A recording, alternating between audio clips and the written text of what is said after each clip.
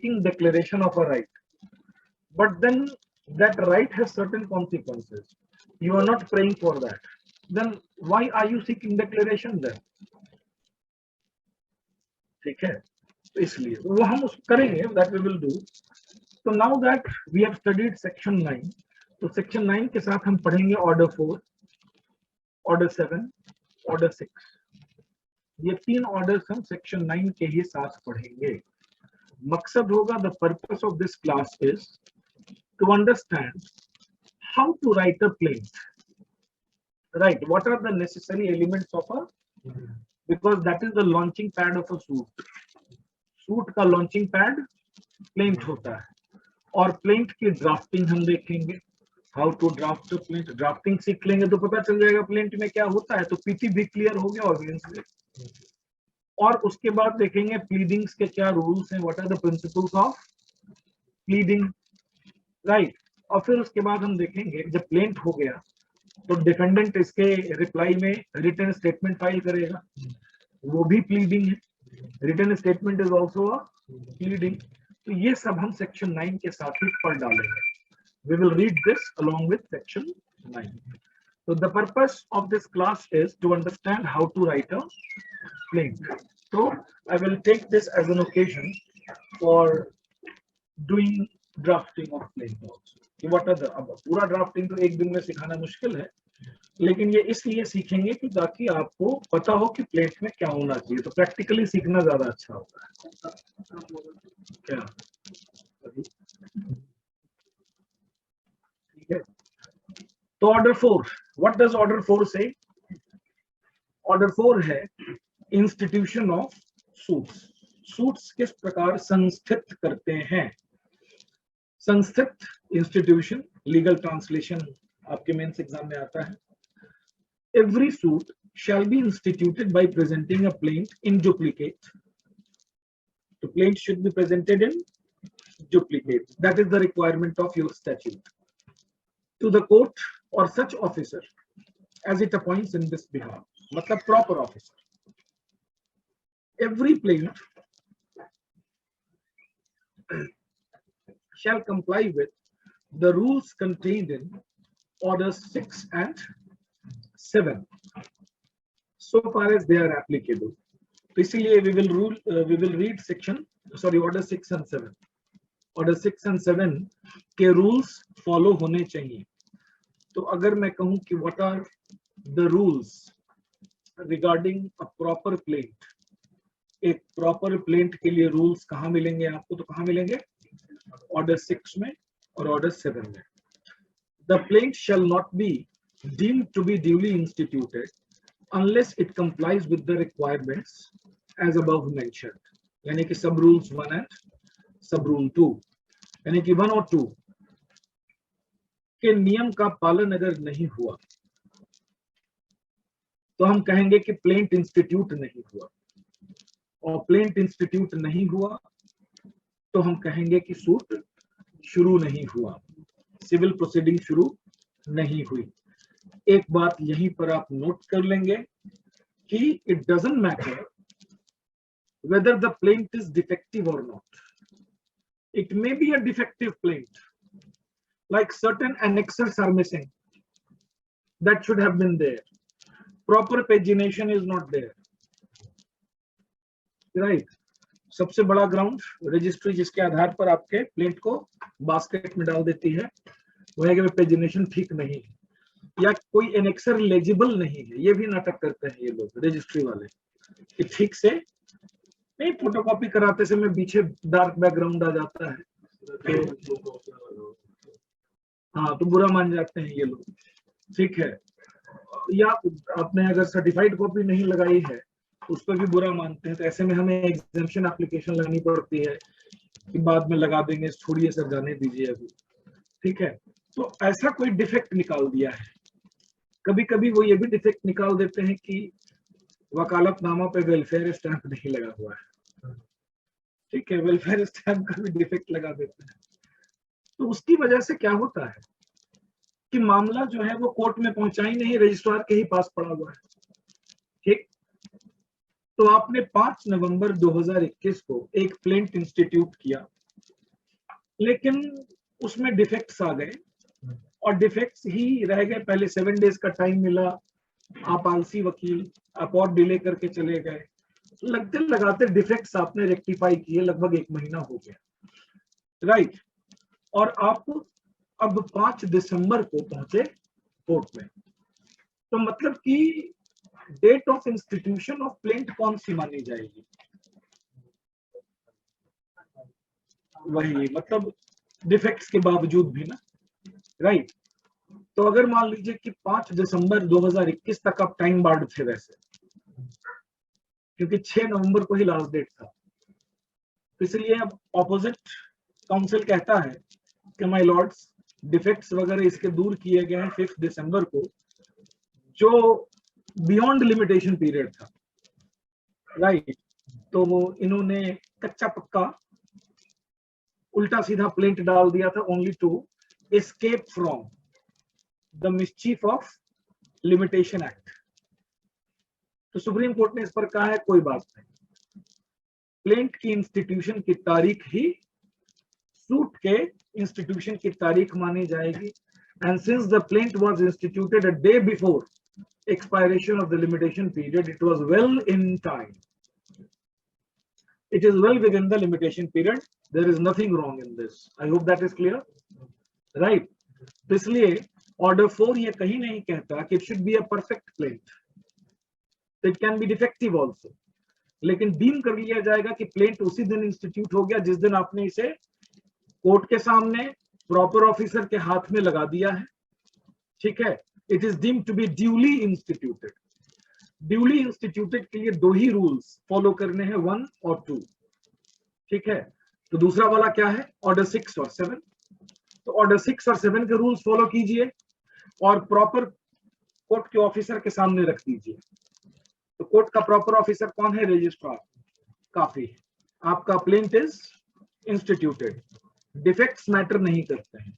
If there is any defect in the plaint, be it error in vakalatnama, be it error in proper pagination, be it error in annexures, be it error of legibility, nothing matters.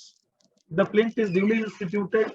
All that the CPC requires is compliance with rules of Order 6, Order 7, and presentation before the proper officer of the court, that is the registrar, ठीक है। Order 4 का rule 2 पढ़ने की जरूरत नहीं है, तो order 7 पे आ जाएं, क्योंकि ऑर्डर 7 और ऑर्डर 6 हमें करना है। ऑर्डर 7 पहले, 6 बाद में। ऑर्डर 7 में we are going to see the characteristics of a plaint, कि प्लेंट में क्या क्या होना चाहिए, what should be there in a plaint, ठीक है। तो particulars to be contained in plaint, this is the rule 1, order 7, rule 1, particulars to be contained in plaint. The plaint shall contain the following particulars. पहला, the name of the court in which the suit is brought, ठीक है, the name of the court in which the suit is brought, पहली चीज। अब हम जब एक practical sample लेंगे अपने सामने, तो ढूंढेंगे कि ये रूल्स फॉलो हो रहे हैं कि नहीं हो रहे। You have to tell me कि whether all the rules of order 6 and 7 have been followed. नहीं, तो it is a defective plaint, it is a wrong plaint. This plaint is not duly instituted. फिर duly instituted plaint नहीं माना जाएगा, कोठी का नाम गलत लिख रहे हो, फिर तो अनर्थ है, ठीक है। So the name of the court in which the suit is brought, name, description and place of residence of the plaintiff, ठीक है ना, मेमो ऑफ पार्टीज बोलते हैं इसको, ये होना चाहिए। Name, description and place of residence of the defendant so far as they can be ascertained. Defendant के केस में एसरटेन्ड वर्ड क्यों लिखा है? क्योंकि कई बार ऐसा होता है, जेन्युइन अगर केस है कि डिफेंडेंट से आपको पैसे रिकवर करने, तो अक्सर उस डिफेंडेंट का रेसिडेंस आपको मिलेगा नहीं, क्योंकि पिछला वो छोड़ चुका होगा।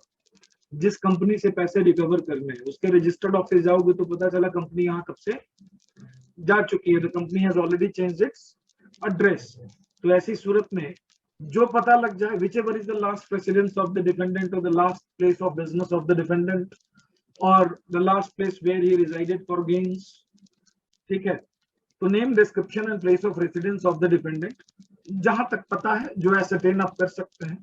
अगर उसका एक्चुअल रेसिडेंस आज की डेट में नहीं पता है तो जो भी पिछला था, right, last place where the plaintiff और the defendant is a minor और a person of unsound mind, a statement to that effect.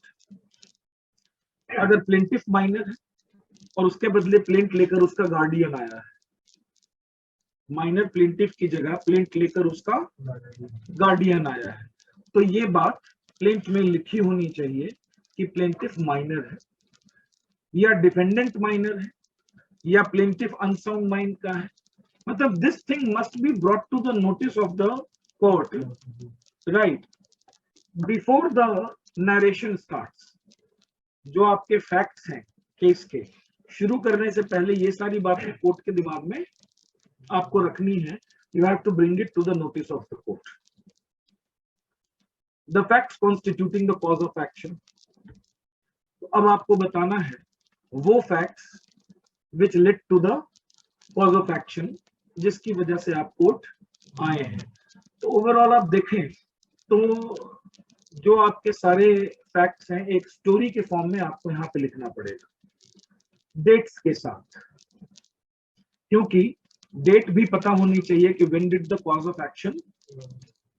ये भी एक अच्छी प्रैक्टिस है कि अगर there are more than one cause of action, कई बार किसी केस में एक से ज्यादा कॉजेज ऑफ एक्शन भी होते हैं, हो सकते हैं, right. What is a cause of action? अगर एक लाइन में if I ask you in one line, what is the meaning of cause of action?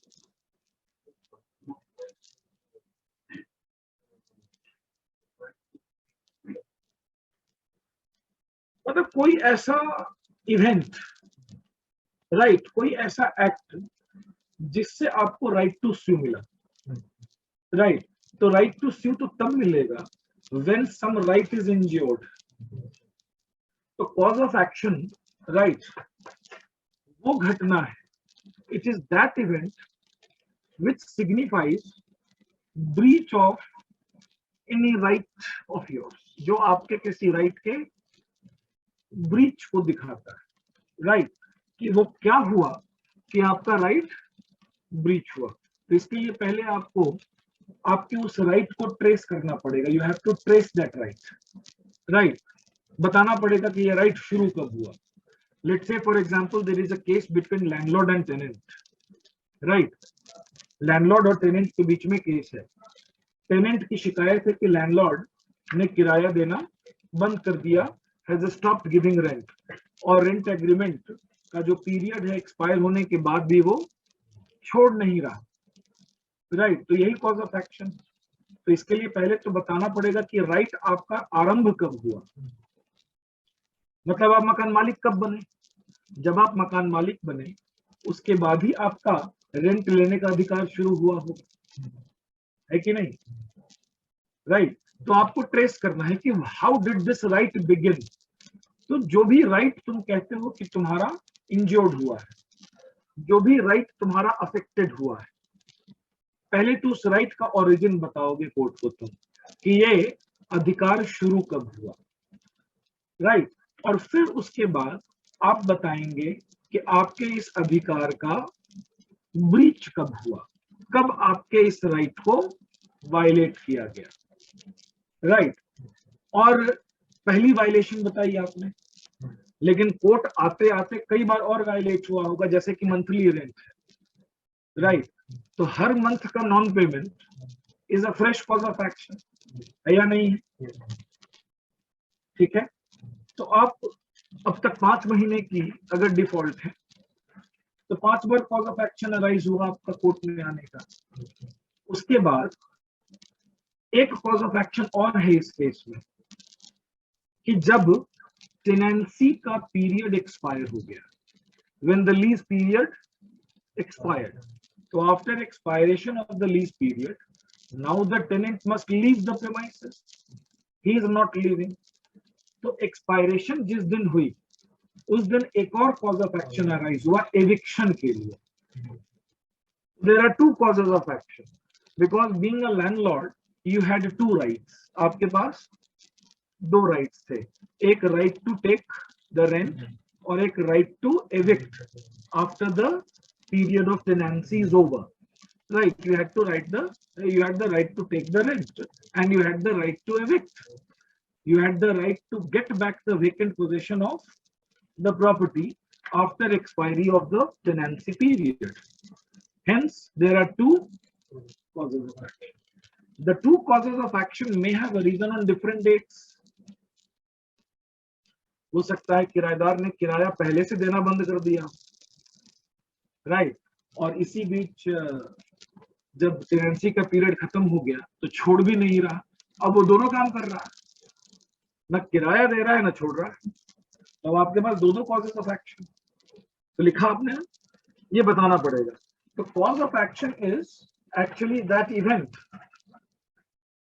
which caused या in which your right was breached. कोई अधिकार था जो भंग हुआ, आपका कोई अधिकार था जो वायलेट हुआ, इंजोर्ड हुए आप, और इसीलिए दुखी हैं और इसीलिए आप कोर्ट आए. ठीक है. तो in any case there can be more than one causes of action. Like just now I told you, landlord और टेनेंट के केस में कम से कम दो कॉजेज ऑफ एक्शन तो हो ही जाते हैं, एक किराया का और दूसरा कि टेनेंसी पीरियड के बाद खाली करना चाहिए, खाली नहीं कर रहा.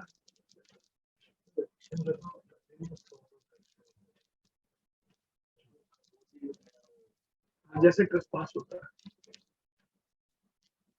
आई होप यू हैव अंडरस्टूड. तो प्लेंट में कॉज ऑफ एक्शन भी देना है.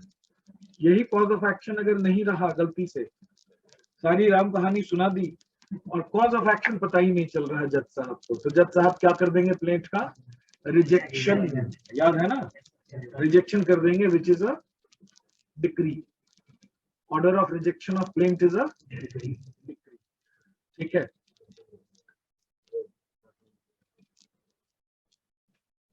तो लगेगा ये तो हर सीरीज में लगता है, मतलब यहाँ स्पेशली क्यों कह रहे हैं, मतलब रिजेक्शन हो गई तो दोबारा फिर केस नहीं कर सकते हैं ना. मुझे नहीं लगता है रेजुडिकेटा लगेगा. ठीक है. अगर कॉज ऑफ एक्शन के एब्सेंस में मेरा प्लेंट रिजेक्ट हो गया है तो रेजुडिकेटा नहीं लगेगा, क्योंकि रेजुडिकेटा के लिए तो कॉज ऑफ एक्शन पिछले केस में जज को पता भी तो होना चाहिए. रेजुडिकेटा के लिए जरूरी है ना कि पहली बार में कुछ डिसाइडेड हो, तो डिसाइडेड तो हुआ ही नहीं है, डिसाइडेड तो हुआ ही नहीं, और दोनों में कॉज ऑफ एक्शन सेम होना चाहिए. तो पिछले में तो पता ही नहीं क्या है, इसलिए रेजुडिकेटा नहीं लगेगा. ठीक है.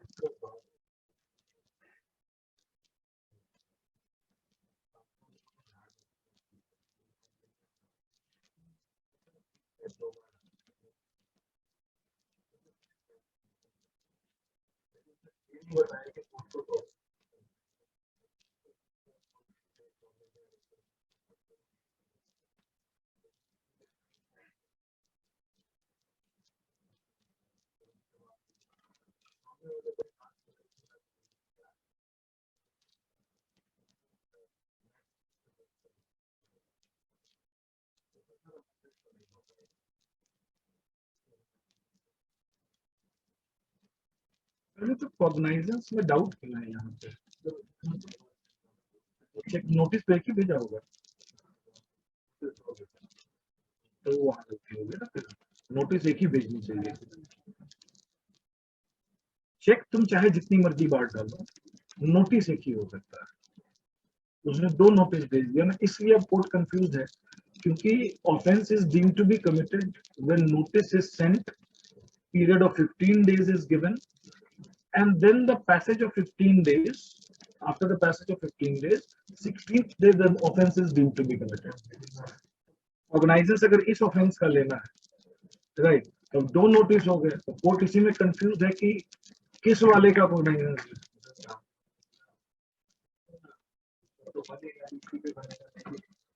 उसको फर्स्ट नोटिस तो वैसे भी कोर्ट में लाना नहीं चाहिए था,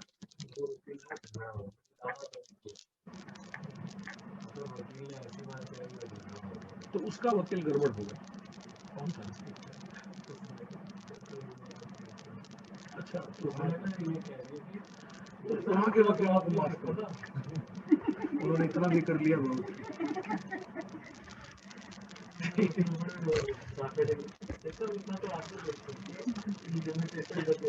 जज क्यों केस बनाएगा?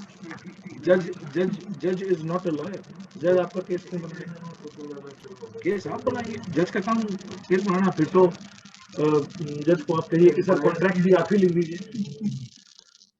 फिर तो कॉन्ट्रैक्ट अच्छा वाला क्या होता आप ही लिख दीजिए, ये कोई बात होगी? व्हाई विल द जज डू दैट?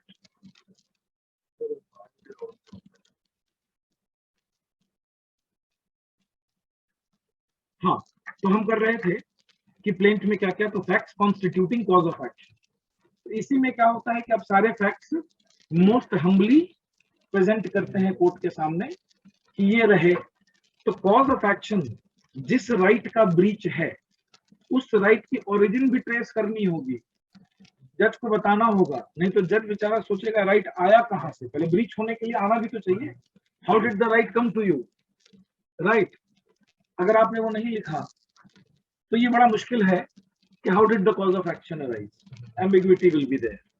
ठीक है, तो trace the history of the right, the breach of which has led the cause of action.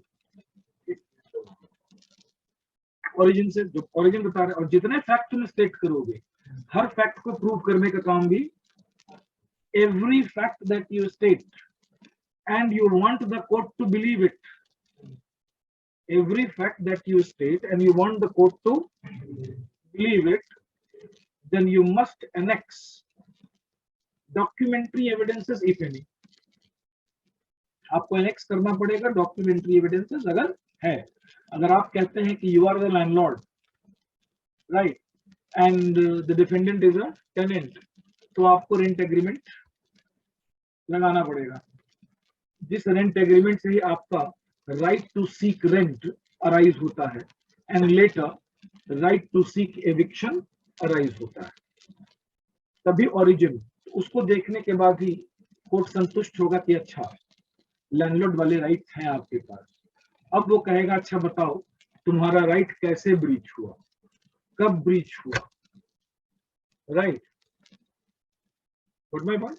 तो cause of action, the facts showing that the court has jurisdiction। अब एक paragraph jurisdiction पर भी, जिसमें कि आपको कोर्ट को ये स्टेट करना है कि this court has jurisdiction, मतलब you have to state it that you have come to the right court in good faith and honest belief. You honestly believed and without any negligence on your part you have come to the court of correct jurisdiction, you have come to the court of right jurisdiction। तो आप सही jurisdiction के court में आए हैं, ये बताना पड़ेगा। एक पैराग्राफ लिमिटेशन का भी होना चाहिए। एक पैराग्राफ आप ये भी रखते हैं कि this plaint is with in limitation period, right? ये भी स्टेट आपको करना पड़ेगा कि this is with in your, with in the limitation period. ठीक है, एक पैरा वो भी रहेगा। The relief which the plaintiff claims, इसमें एक पैराग्राफ प्लेंट में आप लिखेंगे कि आपको क्या रिलीफ कोर्ट से चाहिए। तो मतलब प्रेयर, राइट? आप प्रे करते हैं कोर्ट से कि मुझे ये रिलीफ चाहिए। इसमें एक तो आप फाइनल रिलीफ मांगते हैं, कभी कभी हो सकता है कि आपको इमीडिएटली कोई रिलीफ चाहिए, you want some relief immediately, right? तो अगर आपको इमीडिएट रिलीफ चाहिए कोई ना, तुरंत, कि ताकि आपका इररिवर्सिबल लॉस ना हो जाए, कोई ऐसा नुकसान ना हो जाए, क्योंकि सूट डिसाइड होने में तो टाइम लगेगा, right? It will take time for the suit to be decided.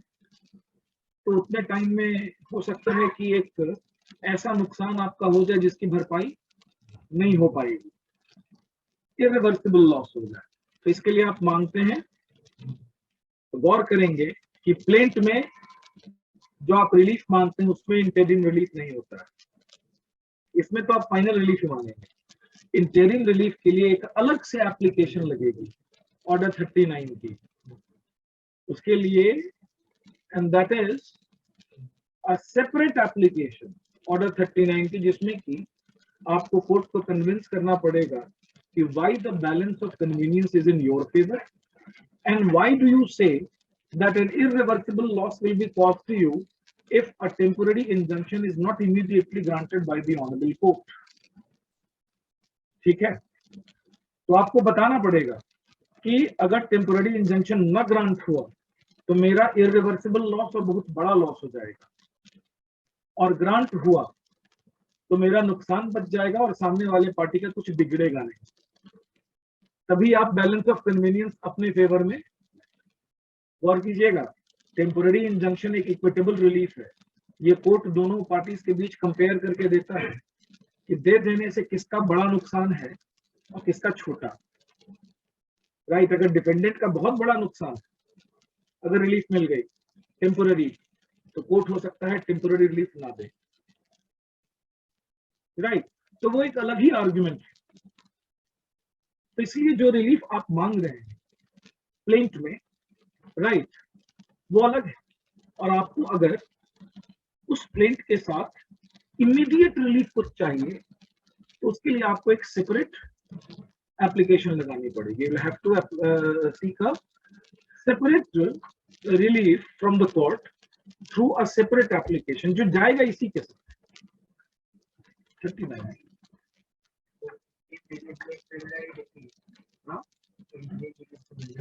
वो इंटरलोक्यूटरी ऑर्डर है। इंटरिम रिलीफ में परमानेंटली राइट्स क्या डिसाइड होते हैं? क्या उसमें जो राइट डिसाइड हुआ है? इंटरिम रिलीफ में जैसे टेम्पोररी इंजंक्शन तो आपको तुरंत दे दिया गया, लेकिन अभी तक क्या अधिकारों का फैसला हुआ है? अगर अधिकार का फैसला हो जाएगा तो फिर सूट आगे चलाएंगे फिर। इंटरिम रिलीफ में कोर्ट बिना प्लेंट के मेरिट्स में गए हुए रिलीफ देती है। प्लेंट के मेरिट्स में थोड़ी जाती है कोर्ट। कोर्ट तो इस बात पे जाती है कि अगर अभी इस स्टेज पे रिलीफ नहीं दिया तो प्लेंट इनफ्रक्चुअस हो जाएगा कि नहीं हो जाएगा। ठीक है, तो ये भी तो हो सकता है ना, तुम मांगने आए हो। अब जैसे कि मेरा क्लेम है कि जमीन मेरी है और ये आदमी उसमें मकान बना रहा है। जमीन मेरी है और ये आदमी उसमें दीवार खड़ी कर रहा है।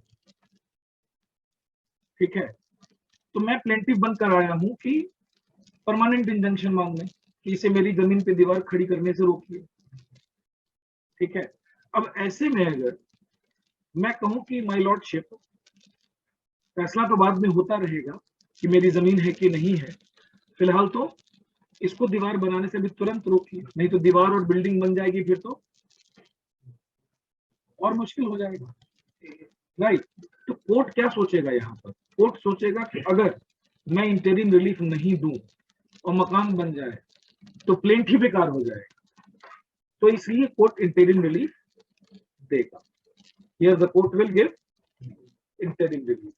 तो कोर्ट इंटरिम रिलीफ जो देता है ना, वो पार्टीज के अधिकारों के लिए नहीं देता है, अपनी सुविधा के लिए देता है कि मेरे पास जो प्लेंट आया है ये प्लेंट कहीं इनफ्रक्चुअस न हो जाए अगर रिलीफ नहीं दूंगा। कई ऐसे केसेस होते हैं जहां पे अगर इंटरिम रिलीफ कोर्ट ना दे तो फिर पूरा प्लेंट बेकार हो जाए। कल को मान लीजिए कि उस प्लेंट में प्लेंटिव जीत भी जाए तब भी कोई अब फायदा नहीं। मेरी जमीन में कोई और मकान बनवा रहा है, ठीक है, अब मकान बन ही जाएगा तो फिर तो अब तुड़वाना है तो ये करना वो करना बड़ा कॉम्प्लिकेटेड हो जाएगा, फिर it will become a very, नहीं तो प्लेंट फिर है ही क्यों?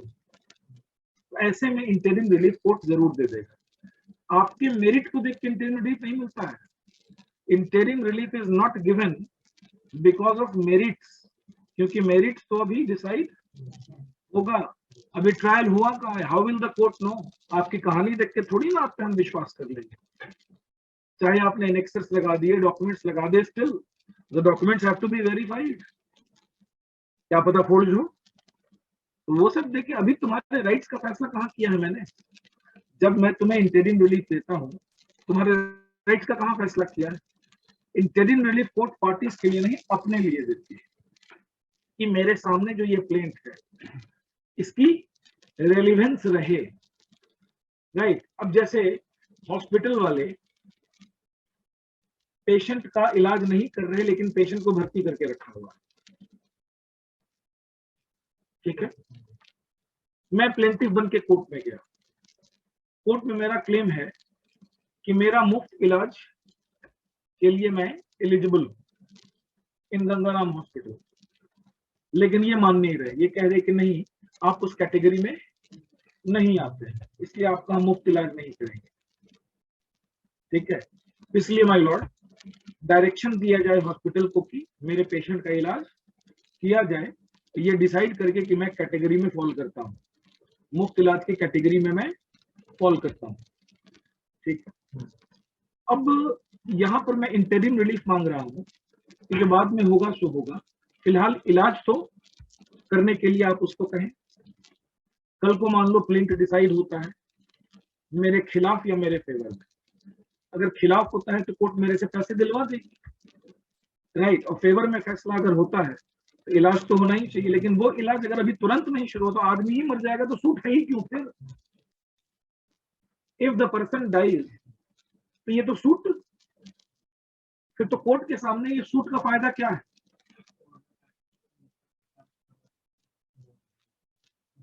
तो court interim relief of treatment इसलिए देगी कि ताकि उसके सामने सूट मीनिंगफुल बना रहे, otherwise the whole suit will become infructuous if the person dies.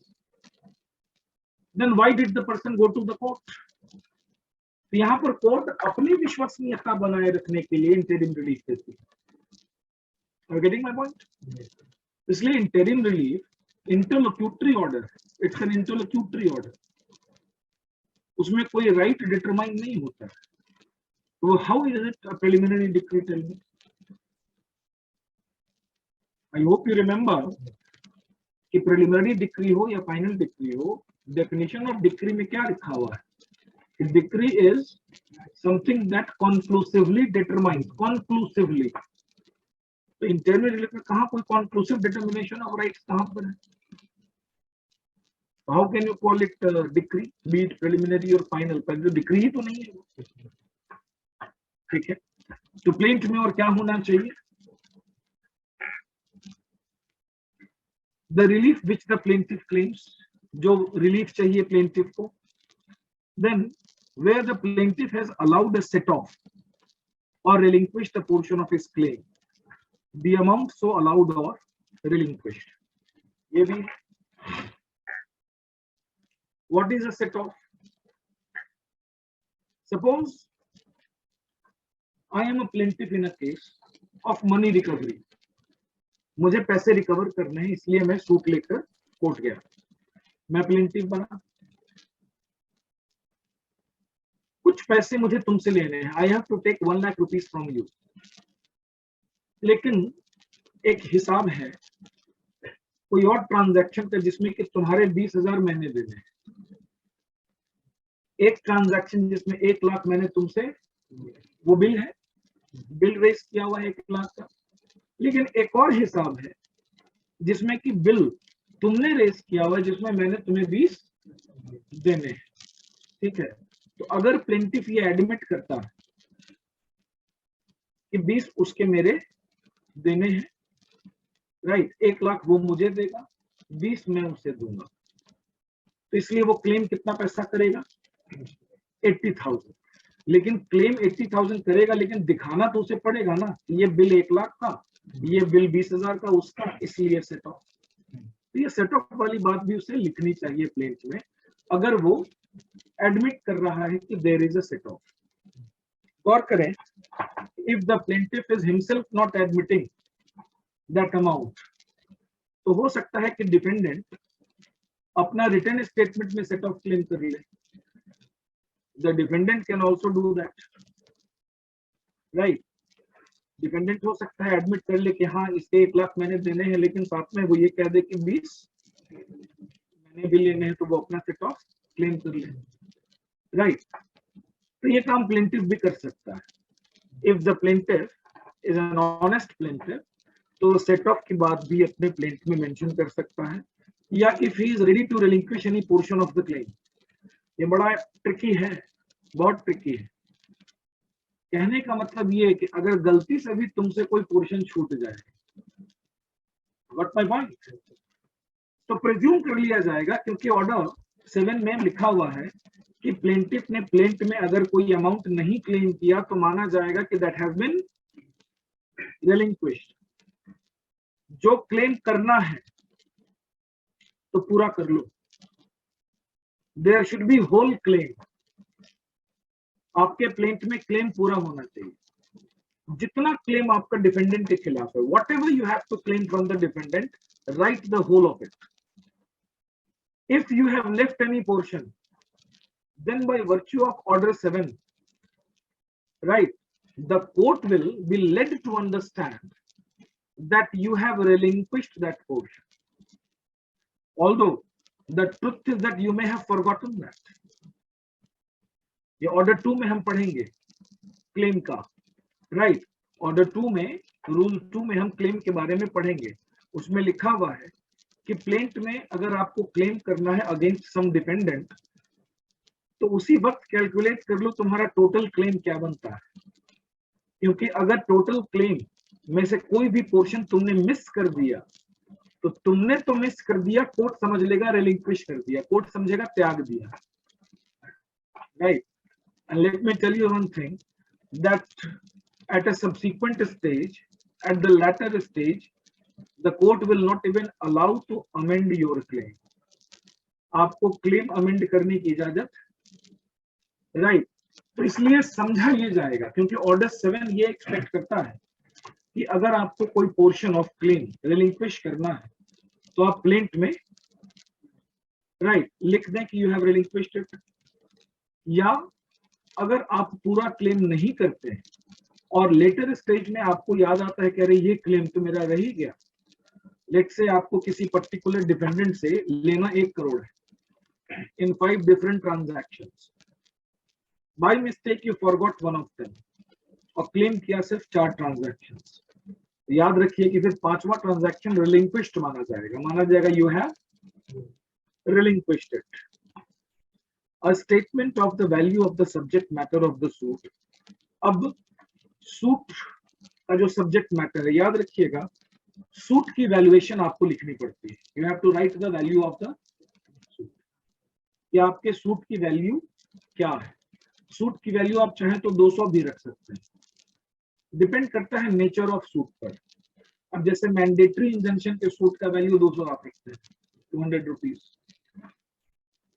Right. लेकिन अगर कोई प्रॉपर्टी का case, if it is a case of immovable property, तो उस इमूवेबल प्रॉपर्टी की जो भी मार्केट वैल्यू है वो सूट का वैल्यू होगा। अब मुझे प्रॉपर्टी रिकवर करना है, I have to recover property from you, मेरी प्रॉपर्टी आपके पास है, राइट, और वो आप मुझे वापस नहीं कर रहे, तो मुझे रिकवरी में जाना है, तो मुझे उस प्रॉपर्टी के वैल्यू के हिसाब से एड वैलोरम कोर्ट फीस देनी पड़ेगी, ठीक है। तो सूट की वैल्यूएशन 2 कारणों से की जाती है, और आपको प्लेंट के ही एक पैराग्राफ में सूट का वैल्यू लिख के देना पड़ेगा। You have to write the value of the suit in the plaint itself, ठीक है। 2 पर्पसेस के लिए। Purpose number 1, to decide the jurisdiction of the court, क्योंकि सूट के वैल्यू से ही डिसाइड होगा कि वो किस कोर्ट में जाएगा, क्योंकि हर कोर्ट की जो मॉनेटरी जुरिस्डिक्शन है, पेक्यूनियरी जुरिस्डिक्शन, वो डिफरेंट होती है। हर कोर्ट की पेक्यूनियरी जुरिस्डिक्शन डिफरेंट होती है, ठीक है। मतलब कि किसी कोर्ट में आप सिर्फ 5 लाख तक का केस लेके जा सकते हैं। मैं एक टेंटेटिव एग्जांपल दे रहा हूं। किसी कोर्ट में आप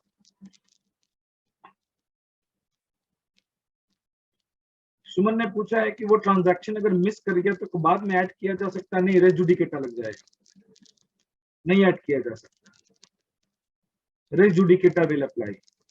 हम लोग पढ़ेंगे सेक्शन 11 करते समय, रेस जुडिकेटा का कॉन्सेप्ट हम पढ़ेंगे,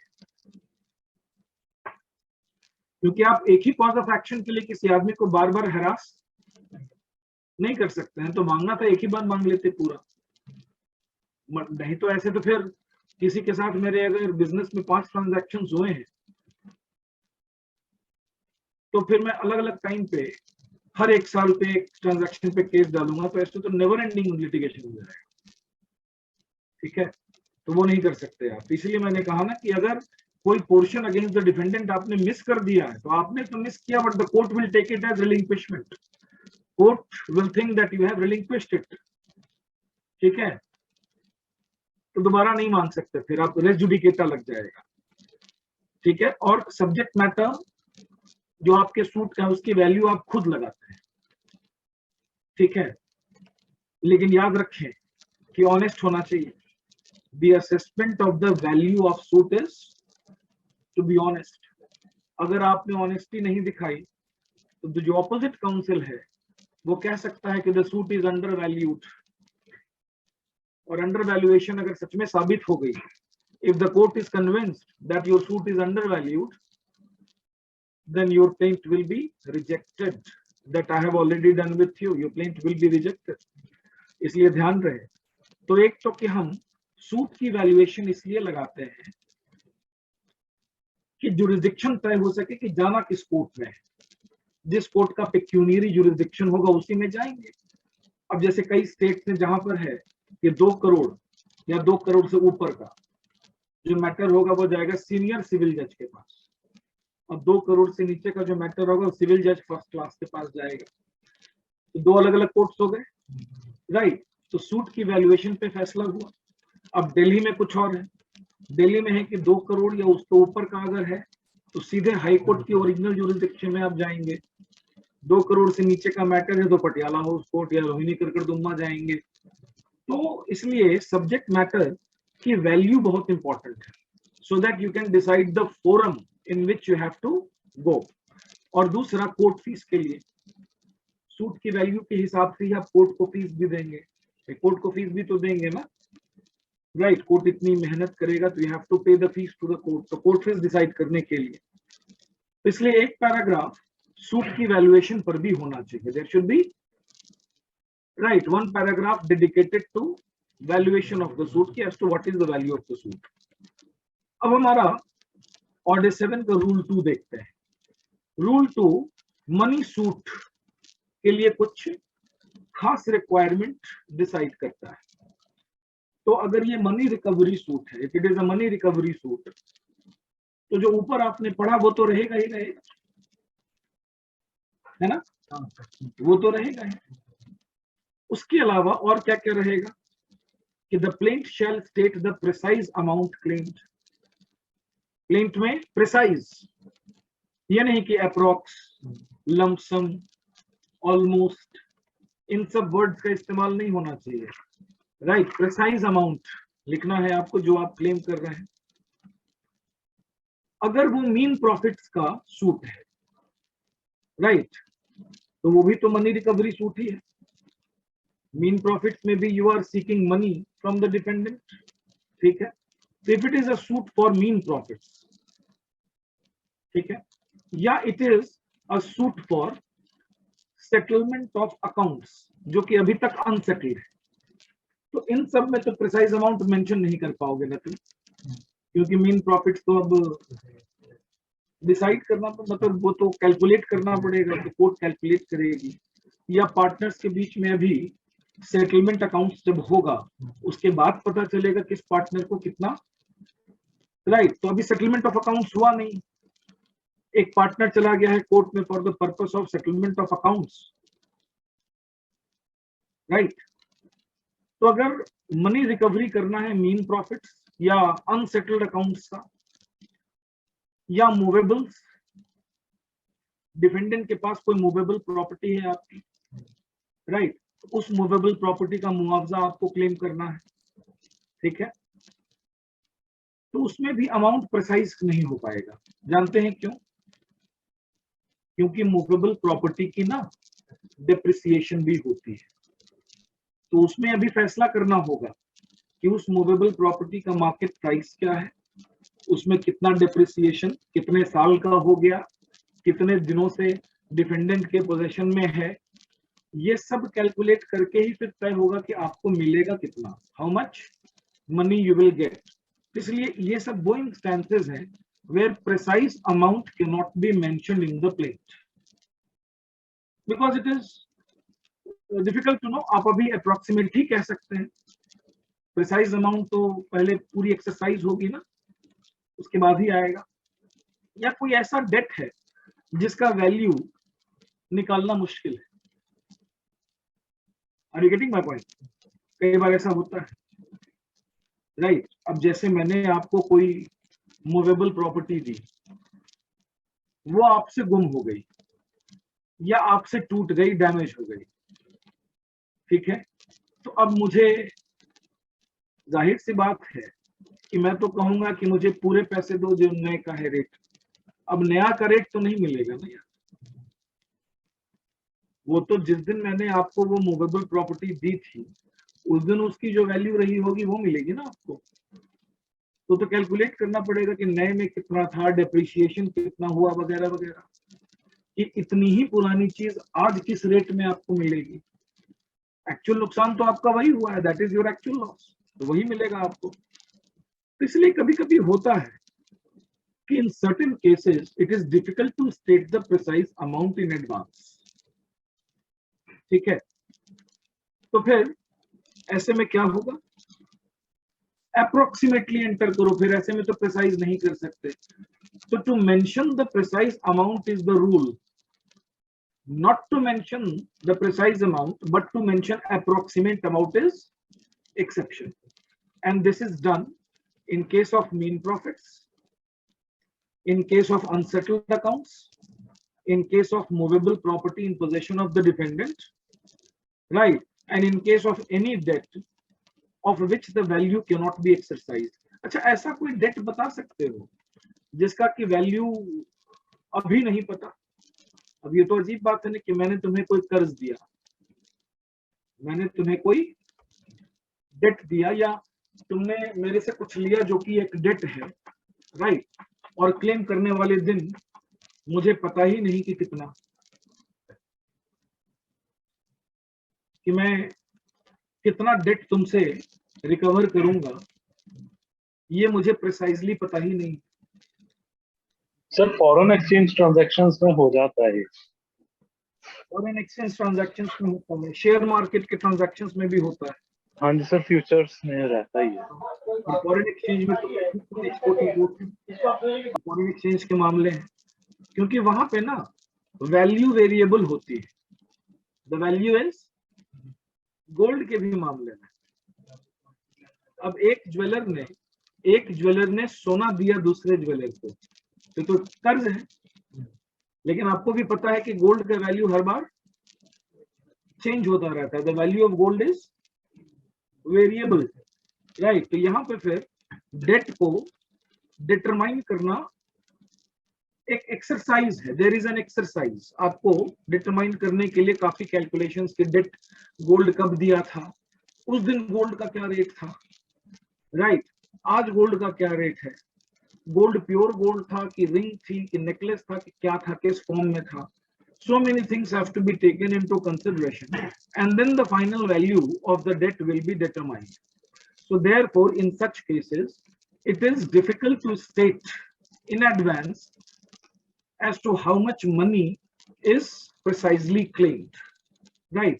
तो वहां पे आप फिर approximate लिख सकते हैं, वहां पे मजबूरी है ना approximate लिखना, तो वहां पर आप approximate amount mention कर सकते हैं। Otherwise, what is the general rule? precise amount होनी चाहिए, ठीक है। Rule 2A says कि where interest is sought in the suit, अब मनी सूट में हम कई बार ब्याज भी मांगते हैं, राइट, इंटरेस्ट भी मांगते हैं, या सूट फॉर डैमेजेस में भी हम इंटरेस्ट मांगते हैं, पॉसिबल है। तो अगर मान लीजिए कि किसी सूट में आपने अमाउंट तो क्लेम किया ही है, but along with that you are also claiming interest, ठीक है, तो you have to specifically make a statement to that effect, right? So where the plaintiff seeks interest, the plaint shall contain a statement to that effect कि कितना interest आप claim कर रहे हैं, how much interest are you claiming, तो वो आपको state करना पड़ेगा, 24%, 12%। गौर करें कि if you are not stating interest in the plaint, then in the relief interest will not be granted to you. Court never gives to you what you don't ask for. Always remember. Civil cases में court आपको वो नहीं देगा जो आप मांगने नहीं गए, ठीक है? बिन मांगे कोर्ट कुछ नहीं देता है, क्योंकि court is not there to make out a case for you. Case तो आपको अपना खुद बनाना पड़ेगा. जो आपने नहीं मांगा कोर्ट कहेगा बच्चे ने रिलिंक्विश कर दी है, ठीक है? तो आपको इंटरेस्ट मेंशन करना पड़ेगा. Where the plaintiff seeks interest, the plaintiff shall state whether the plaintiff is seeking interest in relation to a commercial transaction within the meaning of section 34 of the CPC. And furthermore, if the plaintiff is doing so under the terms of contract or under an act in which is exactly to be specified in place or other basis. क्या हुआ? अच्छा, ठीक है. तो अगर मान लीजिए कि जिस केस में आप इंटरेस्ट मांग रहे हैं, प्लेंटिफ अगर इंटरेस्ट मांग रहा है, तो उसे ये भी बताना पड़ेगा कि ये जो इंटरेस्ट है ये किसी कमर्शियल ट्रांजैक्शन से रिलेटेड है, whether it is related to any commercial transaction और नॉट. देखिए, याद रखिए कि हर मनी सूट या हर रिकवरी सूट जरूरी नहीं हो कि कमर्शियल नेचर का हो, ठीक है? अब एक बिल्डर और कॉन्ट्रैक्टर के बीच में जो कॉन्ट्रैक्ट हुआ ये कमर्शियल ट्रांजैक्शन है, दिस इज अ. लेकिन एक इंडिविजुअल अपना घर बेच रहा है किसी और को, राइट? रोहिणी में मैं रहता हूँ, द्वारका में मैं रहता हूँ, मैं मुझे अपना फ्लैट बेचना है, ये कमर्शियल ट्रांजैक्शन नहीं है, this is not a commercial transaction. Sale of goods का जो कॉन्ट्रैक्ट होता है वो कमर्शियल ट्रांजैक्शन है. लेकिन मैं अपनी पुरानी बाइक किसी को अगर बेच रहा हूँ, है ना, मेरे पास एक पुरानी बाइक पड़ी है सेकंड हैंड, मैं आपको बेच रहा हूँ, क्या ये कमर्शियल ट्रांजैक्शन है? No, it is not a commercial transaction, right? To understand more about what is a commercial transaction and what is not, I strongly recommend you to read the bare act of Commercial Codes Act. ठीक है, commercial codes act भी पढ़ो तो देखना होगा कि weather it is a commercial transaction और not. क्योंकि याद रखिएगा कि अगर आपने प्लेंट में लिखा है कि सर ये कमर्शियल ट्रांजैक्शन था और जिसमें ब्रीच हुआ है डिफेंडेंट से और इतना पैसा डिफेंडेंट को मुझे देना है प्लस 24% रेट ऑफ इंटरेस्ट, तो यहाँ पर क्यों बताना जरूरी है कि whether it was a commercial transaction और अ नॉन कमर्शियल ट्रांजैक्शन? वजह यह है कि कमर्शियल ट्रांजैक्शंस में कोर्ट्स एक डिफरेंट इंटरेस्ट रेट अलाउ करती है. कमर्शियल ट्रांजैक्शंस में कोर्ट्स डिफरेंट ब्याज अलाउ करती है और नॉन कमर्शियल ट्रांजैक्शंस में डिफरेंट. इसका एक बेहतरीन एग्जांपल देता हूं कि अगर मान लीजिए कि मैं अनपेड सेलर हूं, मैंने आपको एक बाइक अपनी बेची, बाइक में आपने कहा था 3 महीने में पूरे पैसे दे देंगे, आपने फर्स्ट इंस्टॉलमेंट दी, बाकी नहीं दी, लेकिन मैंने आपको सेल कर दिया, तो मैं अनपेड हो गया. तो अब मैं बकाया पैसे आपसे मांगूंगा, तो मैं आपसे ब्याज भी मांगूंगा, जितना आपने डिले किया उस डिले का मैं इंटरेस्ट भी मांगूंगा. यहाँ पर हो सकता है कोर्ट मुझे 7% से ज्यादा इंटरेस्ट ना दे, जो स्टेट बैंक ऑफ इंडिया का है ना रेट ऑफ इंटरेस्ट है सेविंग अकाउंट में. तो बाइक बेच के तुम पैसे क्या कर लेते, मतलब झुनझुन वाला थोड़ी बन जाते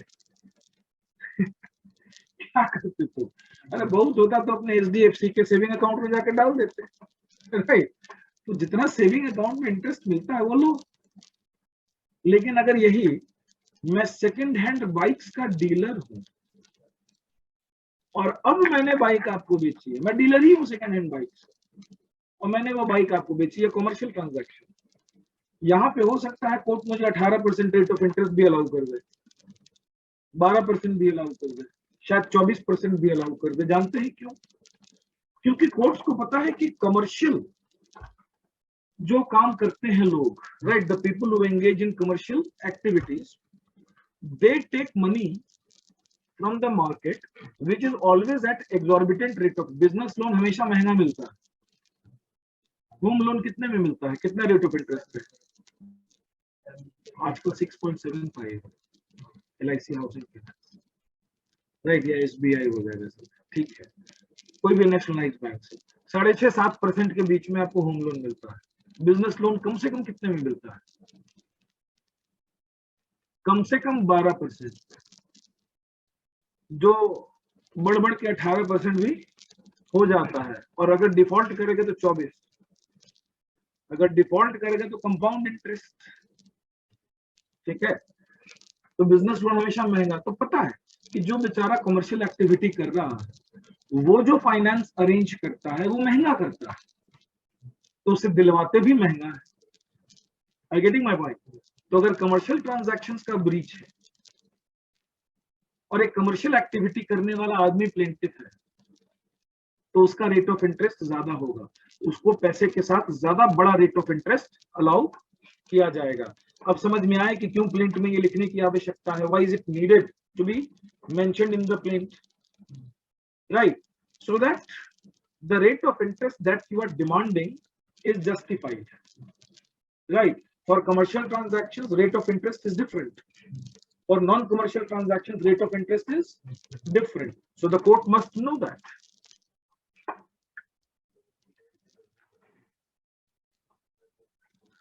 बहुत छोटी कमर्शियल की ना, इसलिए कहीं नहीं तो फिर तो इकोनॉमी को लॉस हो जाएगा, ठीक है।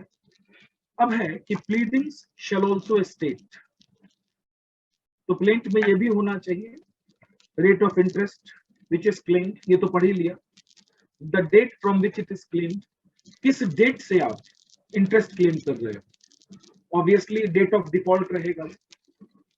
Are you getting my point? जो भी डेट ऑफ डिफॉल्ट है उसी डेट से आप क्लेम करेंगे। The date to which it is calculated, किस डेट तक, क्योंकि रेट ऑफ इंटरेस्ट कैलकुलेट होगा तो उसका एक ओपनिंग पीरियड होना चाहिए और एक एंडिंग पीरियड होना चाहिए, है ना। कहां से कहां तक आप चाहते हैं रेट ऑफ इंटरेस्ट का, तो इसलिए date from which, date to which, किस दिन तक का आपको रेट ऑफ इंटरेस्ट क्लेम करना है। तो आमतौर पर आप क्लेम करते हैं कि जिस दिन आपको पैसे मिलेंगे उस डेट तक का, ठीक है। The total amount of interest claim to the date of calculation, इसमें आपको एक टोटल अमाउंट ऑफ, सिर्फ रेट नहीं लिखना है बल्कि टोटल अमाउंट भी लिख देना है। Are you getting my point? Total amount भी आपने लिख दिया कि ये मेरा बनता है, इतना ब्याज बनता है। The daily rate at which interest accrues after that date, daily rate at which the interest accrues after that date, तो आफ्टर विच डेट की बात हो रही है, मैं बताता हूं। कैलकुलेट करने के तुम दिया, तुमसे प्लेंट में ये एक्सपेक्ट किया जाता है कि तुम पूरा अमाउंट भी लिखो, कितना टोटल ब्याज बनता है, तो तुम तो कैलकुलेट डेट ऑफ फाइलिंग तक ही कर पाओगे ना, जिस दिन तुमने प्लेंट कोर्ट में रखा। लेकिन प्लेंट के बाद भी तो 1-2 साल लग जाएंगे ना, क्या पता प्लेंटिफ इस मामले को आके तुरंत एडमिट कर ले तो बहुत अच्छी बात है, तो 6 मंथ्स के अंदर केस डिस्पोज ऑफ हो जाएगा, या नहीं तो वो अगर कंटेस्ट करता है, if the defendant contest, right, तो it will take a long time. तो लेट्स से फॉर एग्जांपल कि it was concluded in 3 years, suit was concluded in, तो 3 साल और भी तो जुड़ गए। तो इसलिए जितना आपने total interest date of filing तक कैलकुलेट किया है वो, प्लस आप ये भी लिख देंगे कि जो भी डिस्पोजल के दिन आपको अमाउंट दिया जाए उसमें भी डेली रेट ऑफ इंटरेस्ट जोड़ कर दिया जाए। जो प्रिसाइज नहीं है, तो ऊपर तक तो आप प्रिसाइज अमाउंट मेंशन कर देंगे लेकिन उसके नीचे आप प्रिसाइजली मेंशन नहीं कर पाएंगे, तो वो भी आप लेकिन रिलीफ में लिख देंगे। You will have to write that in the relief claim. हाँ, पता नहीं ना किस दिन दे दे, 13th डे पे दे दे, 14th डे पे दे दे, 6 मंथ्स पे दे दे, 7 मंथ्स पे दे दे, तो वो तो पता नहीं है ना, ठीक है। Now suppose the subject matter of the suit is immovable property, अगर सूट का सब्जेक्ट मैटर कोई इमूवेबल प्रॉपर्टी है, तो ऊपर जो आपने पढ़ा वो तो चाहिए ही चाहिए, रूल 1 में जो आपने पढ़ा ना, वो तो करना ही करना है प्लेंट में, that has to be there. उसके अलावा in addition to that, right, some special additions must also be made if it is a suit for where the subject matter of the suit is an immovable property. So where the subject matter of the suit is immovable property, the plaint shall contain a description of the pot sufficient to identify it. तो फिर plaint में उस immovable property की description भी होनी चाहिए कि ताकि उसे identify किया जा सके। तो कैसे करते हैं, एक तो कि आप मैप भी बनवाते हैं, उसके लिए नक्शा बनवाते हैं।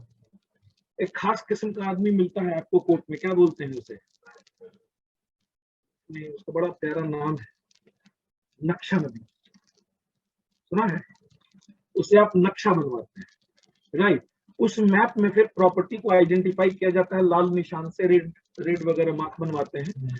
लेकिन वर्ड्स में भी डिस्क्रिप्शन होती है, there has to be description in words also, ठीक है। वर्ड्स में उसमें जैसे नंबर होता है, खसरा नंबर, खतौनी नंबर, उसके अलावा अगर इमूवेबल प्रॉपर्टी के आसपास जो प्रॉपर्टीज हैं उनका भी मेंशन किया जाता है, even that is also mention कि नॉर्थ ईस्ट में विशंभर प्रसाद की प्रॉपर्टी है, राइट, साउथ वेस्ट में मनमोहन प्रसाद की प्रॉपर्टी है। व्हाट माय पॉइंट, मतलब कि उसके आसपास के जो एडजेसेंट प्रॉपर्टी होल्डर्स उनका भी नाम दे देते हैं कि ताकि वो पूरी तरह से प्रॉपर्टी आइडेंटिफाई की जा सके कि वेयर डज दिस प्रॉपर्टी लाई, कहां पर वो प्रॉपर्टी लाई करता है, राइट। यहां तक भी डिस्क्रिप्शन में दे दिया जाता है कि आसपास कच्चा मकान है कि पक्का मकान है, सामने वाली प्रॉपर्टी खाली है कि बाउंड्री वाली है, राइट। क्योंकि अगल बगल की प्रॉपर्टी की मदद से आप उस प्रॉपर्टी को लोकेट कर पाते हैं, आइडेंटिफाई कर पाते हैं। I hope that is clear. So we will stop here only, tomorrow we will actually write plaint. कल मैं आपको प्रिंट का प्रॉपर ड्राफ्टिंग बताऊंगा। इन फॉर्मूले को पहले ये फॉर्मूला पढ़ लेंगे और इस फॉर्मूले को, ये सारा ऑर्डर जब पढ़ लेंगे तो एक्चुअल प्लेंट राइटिंग कल हम करेंगे। We will do the actual plaint writing which will be the perfect plate for any subject matter. I hope that is clear. We'll stop it. See you tomorrow at 5. At 5 आ जाइए, 5 से देर करेंगे तो now you will be the loser. It has to be disciplined. See you tomorrow. Good night. Thank you, sir.